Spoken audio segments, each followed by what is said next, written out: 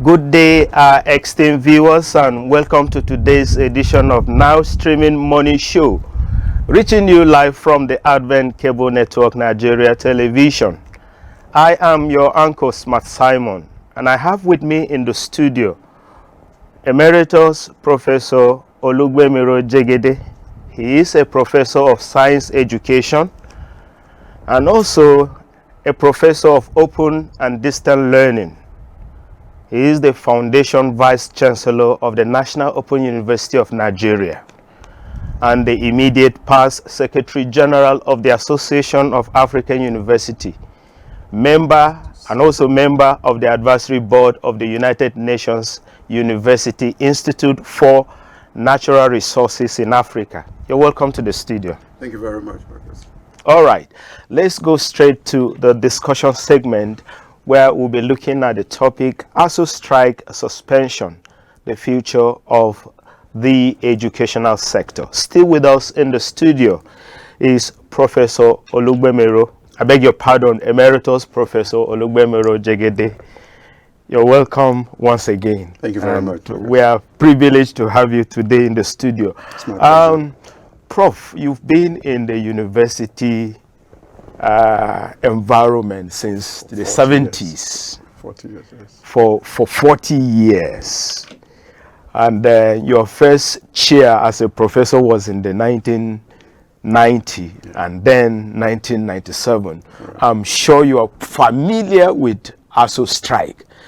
Will you please help us, tell us, because some of us, we are actually confused. Mm. What is the genesis of this strike? Okay. Right. Like every organization that has the welfare of its people at heart, you normally allow an organized group of people called unions to take care of their issues. Mm. And that's why you have ASU, Academic Staff Union of Universities, that started in the 70s as a response to a number of things. And of course, I'm a member of ASU as far back as 1975 or something, so 74, 75. So I've gone through this. ASU has always fought for the welfare of its people, as well as the institutions where we are, that education should be right at the top, and also that within every campus, whatever infrastructure, whatever facilities are given, meet with international standards that will help us meet all that. And the last actually, is the welfare of the academic staff. So this have gone on from year to year, and ASU decided that, look, it was time, or several times they meet government to decide. Let me remind you, I'm not sure, I'm sure you were in secondary school then or whatever. At one particular time, lecturers were asked, overnight, were asked to pack out of their houses in the universities. In those days, there were houses, enough houses for lecturers in their campuses, Ibadan, ABU, the first generation universities. All of a sudden, overnight, professors in Ibadan or wherever, Ife, they don't have any place to go. They were forced to leave because they demonstrated and complained about their welfare, and government said, you must pack. From then on... During Babangida? No, I think it was... I think it must have been...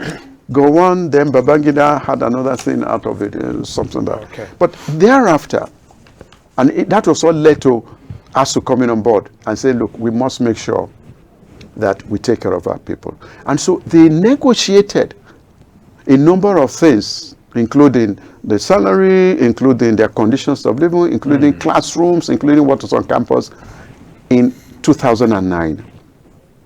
And government agreed that they will pay a number of things, including and academic allowances. That is, apart from a salary, there are certain things you do. You are marking 1,000 scripts, you are doing your facilitating, whatever you are doing, you are going on visit to assess examinations or PhD thesis or something like that. So those are academic and the work you do in the laboratory, etc., etc. Yeah. So they negotiated that in 2009. And ASU, being a loyal group of people, decided that, well, let's wait for government. And 2009, it didn't happen. 2010, it didn't happen. So almost, 12 years, whatever, it never happened. And so they decided, so something has to happen. But over the years, since that time, things have continued to depreciate in the university. The infrastructure are no more there. Things are not happening well. The roads are getting bad in a campus. You don't have any, water. All sorts of things are getting bad. And they felt, look, government, listen to us. If you want us to be in the first 100, ranks of universities in the world or even in Africa, you need to put your money where your mouth is. You need to support this. And that's what led to where we are now. And of course, government kept on, bold-facing the whole thing and saying wait or not. And also, they are human beings. They have seen where money was being spent anyhow, where things were going, where during the congresses, all of a sudden we now saw dollars instead of naira. In a country where we spend naira, we are now seeing dollars. And somebody is asking, are we at the center of the U.S.? Are we in New York or Washington, D.C.? And that's what, so people already, even the politicians are telling you, not just the academic people, that your money is worthless. It is dollars we have to give you. So they should have told us there's no reason talking about naira anymore. Once you have said that, you have also reduced the meager salary of the academic that should have been equivalent, what it would have been, let's say equivalent of $100 that would have made much more in the international market, has now been devalued. Exactly. So things have become so bad that these people said, look, let's sit down and talk. That's when, on the 14th of February this year, ASU decided to go first on a warning strike and then something else. Mind you, let me say this now because I will say something again at the end of it all. Remind me. What they have done is to suspend. They did not completely call off or cancel the strike. What is there? And government should listen. They have only suspended it. And when you suspend something, it means you can start it off again anytime. If things don't happen. So we'll talk about that. So that's why we have led to this. And they talked to government that, look, government must put money in the revitalization of public universities. Governments must pay these end academic allowances. Government must put a stop to proliferation of public universities. A government just wakes up one day and say, oh, well, this lecturer, somebody come, you put a university in that place when you haven't thought about where you're going to get the teachers, what of the infrastructure. Now we have so spread thin the academic staff all over the place that in some universities you don't have them anymore. In some universities they are all baked. They are just baking them anyhow any day. I don't want to go into that, but we are shooting ourselves in the foot. The other thing they were asking us was visitation panel reports. Now let me explain this to the public, to the viewers. Every 5 years, when you appoint a vice chancellor, he has his own group, he has his own administration. The university runs in 5 years with the council, with whatever. Every 5 years, the government decides, let us see how far the university had gone in their management, in academic work, in everything. And so they set up what they call a visitation panel to look into the affairs of a particular university. And of course, in this case, we're talking about federal universities, public universities. Government has been doing this over the years. Of course, when you set up a panel to look at something and the report is written, you reveal the report to the public. In this case, they have never released the white paper they have no, up to some point. I think the last one I knew was maybe 2014 or 20, the white papers have not been released. That is government's view on this report. ASU is saying, release this report so that we know where we can make amends for the next group, for whatever we can suggest. Government didn't release that. And then, of course, they talked about the replacement. At one stage, You remember, government talked about the TSA, that is the single treasury, the single treasury account. All the money will go to one place, no matter where. It makes it difficult for universities. Apart from that, yes. So all the money is to go there, and government decides on what they give you, what they don't give you. But they are now saying that there has to be what they call the Integrated Payroll and Personnel Information System, what they call IPPIS, and they use that to pay academic staff. But you cannot straitjacket academic staff, academia, into this, because it's not just their normal monthly salary that is involved. They have to have visiting professorship. They have to go on sabbatical. They have to undertake a number of other things. They have to review theses. So there are many things.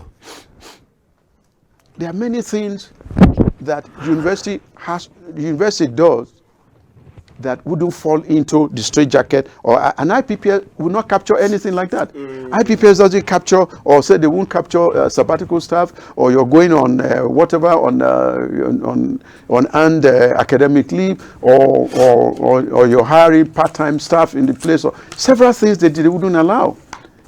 And because of that, there are problems. And so they are saying, apart from the fact that that software, the IPPS, is an imported one, and government is paying millions for that every year. As we say, we are here. We know that many of our Nigerian academics are the ones who are doing a lot in laboratories and governments outside this country. Yeah. We know that Emegwali, a Nigerian engineer, computer science, was the one who devised, some of the things we're using on the software in computing today. The world knows that. So why do you think we cannot do something in-house that you don't have to pay for? Exactly. That will be better than the IPPS you have imported. So that is their story. I'm only saying what ASU is saying, not what I'm saying. Yeah. All right, and people should not misread me. So ASU is saying we can do something, and ASU went ahead and developed a software under short notice, different from IPPS. It is called the University Transparency and Accountability Solution, UTAS. And when they made the noise and they tested it, they discovered that UTAS was 99% better than IPPIS. And that within IPPIS, within the time it's being used, they have had, I'm not too sure, but is it 540,000 problems, issues in all the universities with IPPS? And when they tried, there was a trial run on UTAS, there was only about 2 or 3% problem or 5% problem with it. So they are saying, replace this with that. And government, of course, government is government. Government doesn't want to be disgraced or embarrassed. And government was trying to do, no, we can't do that, and order. So, and then they now said, the last one is to renegotiate that 2009 agreement. So that's what brought us to where we are now. And of course, things now started happening. And ASU was saying, no, things cannot go on. And like you said, once something happens in one side, it affects the whole side. It affected the economy of the country, affected the policy, affected everything. And people now started supporting ASU because they saw ASU as a voice in talking to government about things that should have happened and did not happen. And that's why you saw even NLC joined, students joined, parents joined, everybody now joined ASU. Not necessarily because they were in support of children going out of school for 8 months, but because ASU became a voice in mirroring several other things that are happening around the country, and they wanted to be part of it. Okay. Yeah.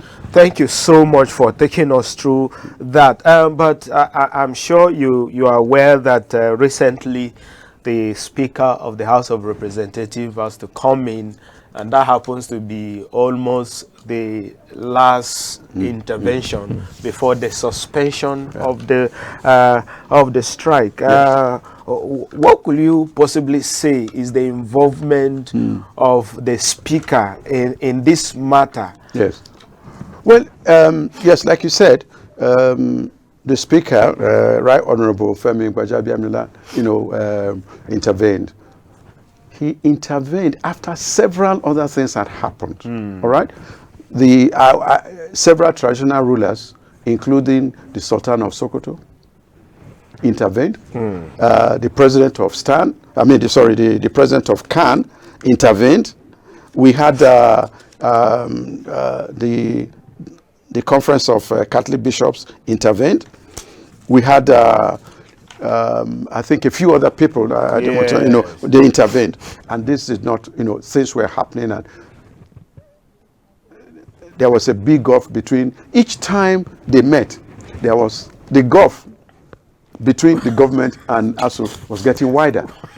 So, and I think that was where people like the speaker decided on his own for some reasons, but he said a number of things, and I'll tell you a few things he said, why he now decided to go into it and arbitrate, and so he did that. And of course, the speaker is somebody who, of course, is number 4 in the system of government. After the president, vice president, the president of Senate, the number 4 is the speaker. So of course, so he came in. I'm sure it's because he loved the country. It's because he sees it as his duty. If government and and ASU, and so then he has to come in. And of course, he's close to the president. He's also close to other people in the executive, and he can talk to them. And he said, he went there and said, well, as far as he was concerned, he had to go back and forth the president and ASU several times. And he said, all hands must be on deck, to quote him, to ensure academic strikes in universities become a thing of the past. And he also said, and I quote, our public universities should be citadels of learning and innovation, where young people discover themselves and reach for the stars. Reach for the stars? We have not even gone a few inches above our head. We want to reach for the stars in this kind of situation. So I think that's why he felt, no, things are getting so bad. If we have to reach for the stars, then you must do something and go beyond the clouds. Exactly. And so that's why I think, well, of course, we can also say, as a politician, this will go, it will be a tick in his CV, in curriculum vitae, and say that, look, I did that. So he went in and did it, and thank God this happened. But don't forget that it is also additional to the court injunction.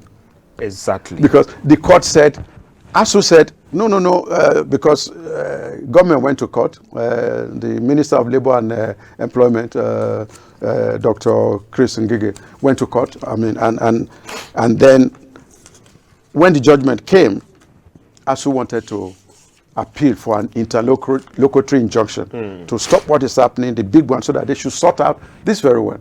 But the court, the Court of Arbitration, or the National Industrial Court, in his wisdom decided, no, you go back to work first, and then before we start looking into your appeal case. And according to ASU, they said, as a law-abiding union and in deference to appeals by all, they decided to suspend the whole thing. And I think the speaker's intervention was the right thing at the right time. It just came at a time when it buoyed his own integrity and everything, and it's coming to that. And we thank God for that. We thank him for doing this. Otherwise, we still have been in probably even a worse situation than now, because as you must have heard, the minister, unfortunately, I'm talking about Minister Ngige. He put a spanner in the wheel of everything. You are negotiating. Both of them have walked out of either ASU or the other students. Exactly. But what was shocking to me that the minister had to do, rather than face the negotiation and pacifying ASU, he went ahead to put him more petrol in the fire. He went and decided to register 2 factional unions. A typical divide and rule by politicians. Exactly. That is what they have always I'm terribly shocked that Christopher Ngige, who is a medical doctor, can do such a thing, who came through the education system that all of us wanted to do that. And he went ahead to register the Congress of Nigeria University Academics, CONUA, and the Nigerian Association of Medical and Dental Academics, NAMDA. I mean, why will you do that? You went and registered 2 other, so that you can divide them. Exactly. And we saw that it didn't work.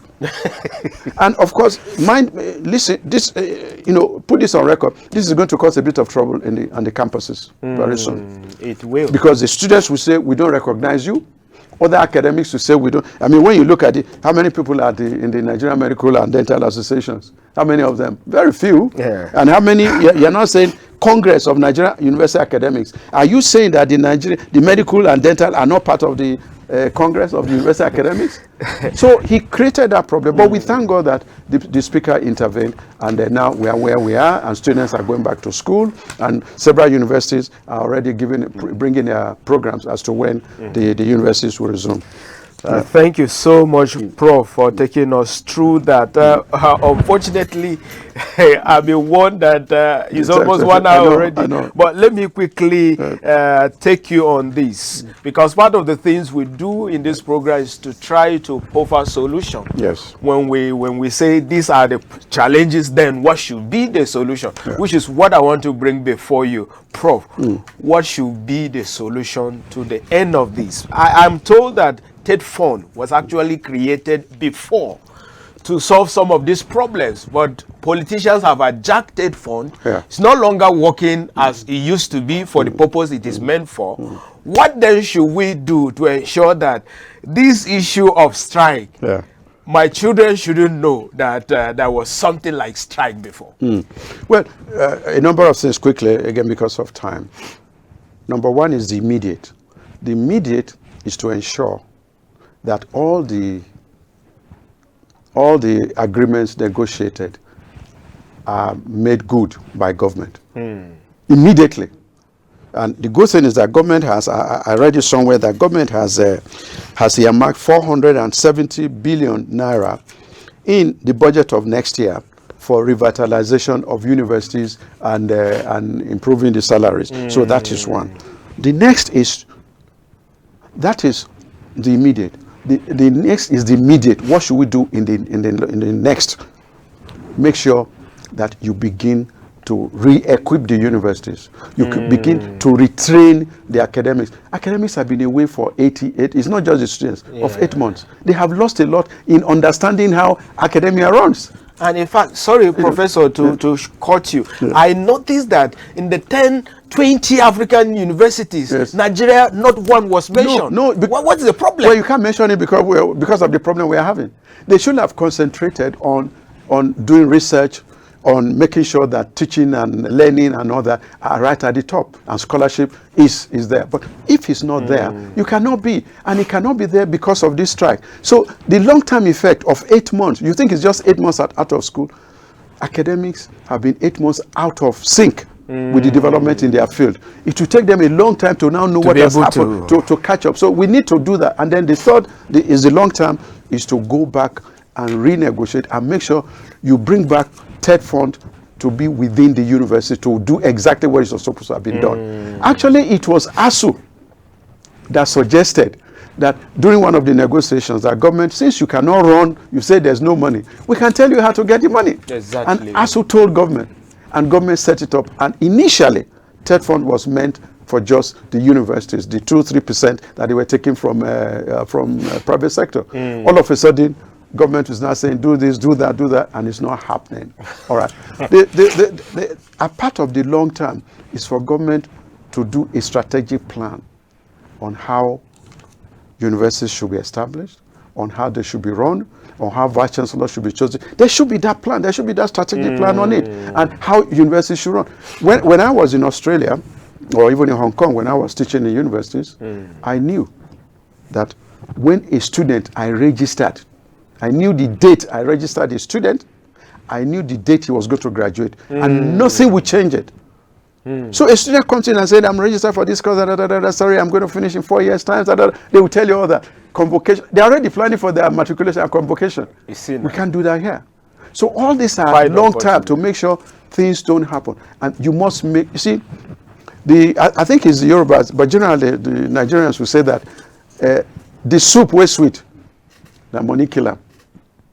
If you want to have a fantastic world-class university system, you must put your money there. And government must, because that is the bedrock of all our development. You must put, everybody says education is the bedrock of any national development. And let me tell you, show me the level of education of a country, I will tell you how their development is. Or put it the other way, show me how a country has developed, I will tell you how education is. Exactly. And all the problems we have said, talking about not able to manage flood, to manage, it's all part of how dilapidated our education is. And let me also still say, like I told you, I was going to say the last thing about the fact that it's on suspension. If government does not listen to them, this strike will come back again, not necessarily because of ASU members. They're not interested in themselves. They are saying the university where we work, it's not right. I mean, you take somebody to define, there's no cutlass, there's no hoe, there is no, what is he going to do? And you are still telling us to make these people the best in the world. How can that happen? So government must do that. That's number one. Number two, you must also make sure that the students are very well taken care of. If you don't do it, the students will demonstrate. And if you don't take care of what Ngige has done by registering 2 other unions, the students may start up and start demonstrating. If you don't make sure that everything, the payment system is, you unify it. You can take the best of IPPS and take the best of UTAS and collapse them together and let the system function. If the system does not function well, we are going to have problems and problems and problems. Unfortunately, and we want to appeal to the public, to Nigerians, to parents. Some have lost children because of this strike. Exactly. Some professors have died because of this strike. And we just commiserate with their families. But several other things have happened. Exactly. Students have voted with their feet. Some of them have gone elsewhere. Some of them have become Yahoo. Some of them have become Olosho or whatever you call it. Some who have the means have traveled abroad. They have gone. So you don't be surprised that when you get into the university now, the number will have decreased. Exactly. But a number would have done a good thing for themselves. They've gone into entrepreneurship. They've registered online for certain certification, and they are good. But we have to look at, we have to move forward and say we want 100% for Nigeria. And I stand on the part of making sure that all positive things to raise the standard of education, to make our children reach for the stars, will be done. I must say, we are grateful to Prof. Unfortunately, we're out of time. But can I ask you this, as the Foundation Vice Chancellor of the National Open University of Nigeria? Yes. How recognized is the certificate of that university? Oh, there's nobody saying it's not recognized. As far as we know, it is recognized. It's a federal university. They use the same curriculum that other universities have done. They call it BMAS, the minimum academic standard. They use that. And everything is being done exactly as they do in many ways in the other universities. So they have the same certificate. Their certificate is the same as you get in other areas. It's just that people don't understand how the Open University system runs. It's saying that you can study anywhere, everywhere, anytime, any way you want it, and how you want it. But you still get to the same. It's like the two of us starting 100 meters. You are running like Ben Johnson or whoever it is. But I'm walking. But we are getting to the same point. And they got there, and it's the same thing. They go to NYC. They go for NYC. They go for the law school. So there's nothing else that you can get. All of them, we've done it. And by the way, and that's the point I should note, the National Open University of Nigeria, one university, and thank God, God gave it to us at that time, 2003, to start it, even when everybody told me it's not going to work, or most people said it. But President Obasanjo believed that it would work, and I believed it would work, and I came in to do it. I was dragged from Australia to come and do it. I mean, from Hong Kong to do it. But thank God, today, that university has got registered 742,000 students. Wow. Almost twice the total number of students you have in all the universities put together. I mean, that's the way to go. So it's recognized. The people are doing well. The students are working very well, and I'm so pleased. I'm so happy about it. And if that's the only thing that God has made me to do for this country, for my own country, as part of payback, I'm the happiest. Thank you so much. We are grateful to Emeritus Professor Olugbemiro Jegede, a Professor of Science Education and a Professor of Open and Distant Learning. We are so grateful to have you in the studio. Thank you. When I got to know that you will be coming, I was not sure. I say, are you sure Professor is coming? Because he's busy. Yeah. And it's a privilege meeting you. My pleasure. Thank you so much. Anytime. Viewers, this is where we call it a day for today's program. Till we come your way again, same time, same station tomorrow. Do have a wonderful day. I am Smart Simon, and bye.